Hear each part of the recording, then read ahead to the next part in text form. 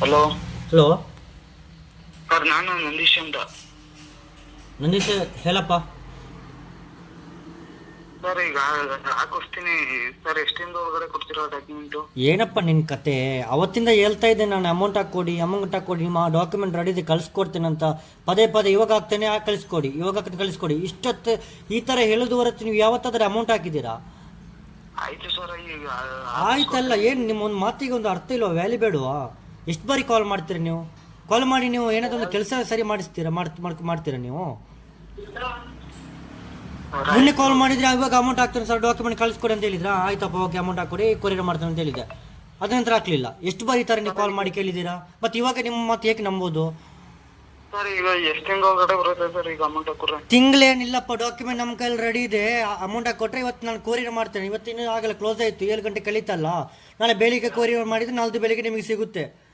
ಬೈಕೋರು ಎಲ್ಲ ಏನು ಮಾಡ್ತೀರಿ ನೀವೆಲ್ಲ? ನಿಮ್ಮಲ್ಲಿ ಯಾರು ಹೇಳೋದು ನಿಮ್ಮಲ್ಲಿ ಗೊತ್ತಾಗ್ತಿಲ್ಲ. ಎಷ್ಟು ಬಾರಿ ಹೇಳಬೇಕು ನಾನು ನಿಮ್ಗೆ? ಅರ್ಥ ಅಲ್ಲ ನಂದೇಶ್, ಇಲ್ಲಿ ನೋಡಪ್ಪ, ನಾನು ನಿಮ್ಗೆ ಅರ್ಥ ಆಗೋ ರೀತಿಯಲ್ಲಿ ಹೇಳಿಲ್ಲ. ಮೊನ್ನೆ ಡಾಕ್ಯುಮೆಂಟ್ ಬಂದಿದೆ, ನಿಮ್ಮ ಮಂಡ್ಯ ಆರ್ಟಿಗೆ ಟ್ರಾನ್ಸ್ಫರ್ ಮಾಡಿದ್ದೇನೆ. ನನಗೆ ಒಂದು ನಿಮಿಷ ನಾನು ಹೇಳಿದ್ ಕೇಳು. ನಿಮ್ಮ ಡಾಕ್ಯುಮೆಂಟ್ ಬಂದಿದೆ, ನನ್ನ ಕೈಲಿ ರೆಡಿ ಇದೆ, ಅಮೌಂಟ್ ಹಾಕಿ ಕೊಟ್ಟರೆ ನಾನು ನಿಮಗೆ ಅಡ್ರೆಸ್ ಕಳಿಸ್ಕೊಡ್ತೀನಿ ಅಂತ ಹೇಳಿದ್ದೇನೆ. ನಿನ್ನ ಹೆಸರಿಗೆ ಆಗಿ ಬಂದಿದೆ ಡಾಕ್ಯುಮೆಂಟ್.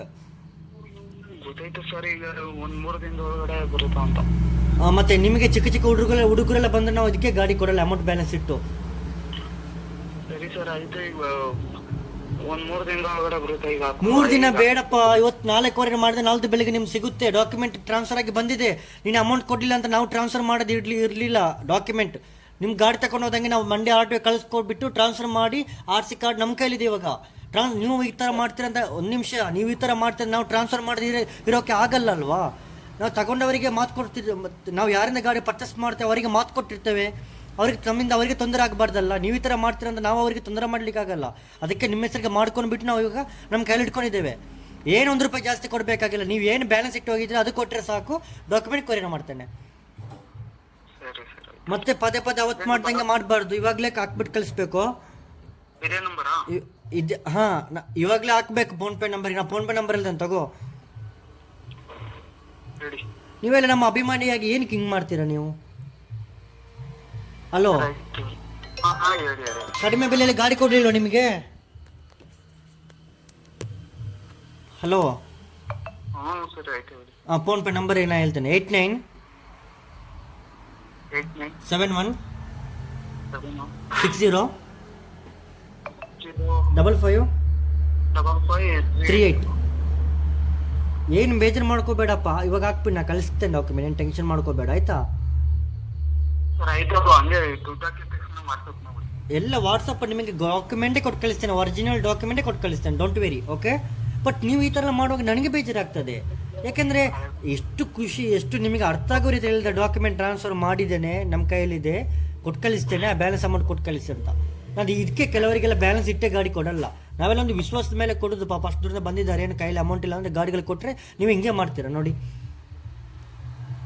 ಸರಿ, ಅದಾಯ್ತು ಬಿಡಿ, ಆಗಿದ್ದೋಗಿದ್ದು ಬಿಡಿ. ನೀವೇನು ಬೇಜಾರು ಮಾಡ್ಕೋಬೇಡಿ. ಬೇಜಾರು ಮಾಡಲಿಕ್ಕೆ ನೀವೇ ಮಿಸ್ಟೇಕ್ ಮಾಡಿರೋದು, ನಾವೇನು ಮಾಡಲಿಲ್ಲ ನಿಮಗೆ. ಆಯ್ತು, ಪರವಾಗಿಲ್ಲ ಬಿಡಿ. ನೀವು ನನಗೆ ಅದೊಂದು ಅಮೌಂಟ್ ಹಾಕ್ಕೊಡಿ, ನನಗೆ ಲೈನಲ್ಲಿ ಅಮೌಂಟ್ ಹಾಕಿಬಿಡಿ, ನಾನು ಡಾಕ್ಯುಮೆಂಟ್ ಕೊಟ್ಟು ಕಳಿಸ್ತೇನೆ. ಹಾಕಿದ್ರಾ ಅಮೌಂಟು? ಹಲೋ ಹಲೋ, ನಂದೇಶ್ ಅವರೇ, ಹಂಗೆ ಲೈನಲ್ಲಿ ಹಾಕ್ಬಿಡಿ, ಮತ್ತೆ ನೀವು ಹಾಕಲ್ಲ. ಹೆಂಗೆ ಬರುತ್ತೆ ಫೋನ್? ಹೆಂಗೆ ಬರುತ್ತೆ ಫೋನ್ಪೇಲಿ? ಹೆಸರು ಹೆಂಗೆ ಬರುತ್ತೆ?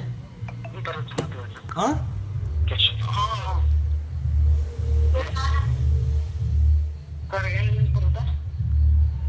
ಹಾಂ, ನೀವು ನೋಡಿ ಫೋನ್ಪೇಲಿ ಸರ್ಚ್ ಮಾಡಿ ಹೆಂಗೆ ಹೆಸರು ಬರ್ತಂದ್ರೆ ನೀವು ನೋಡಿ, ನಾನು ಹೇಳ್ತೇನೆ ಸರಿ ಯಾಕಾರ ಸರಿ ಇಲ್ವ ಅಂತ ನಂಬರು. ಹಂಗೆ ಲೈನ್ಲೇ ಮಾಡಿಬಿಡಿ.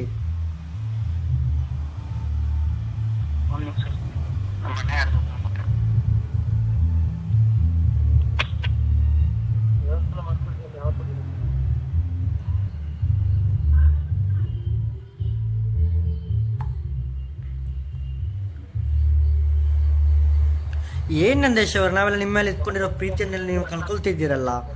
ಭರವಸೆ, ಪ್ರೀತಿ, ವಿಶ್ವಾಸ ಏನು ಹಾಕಿದ್ರಾ?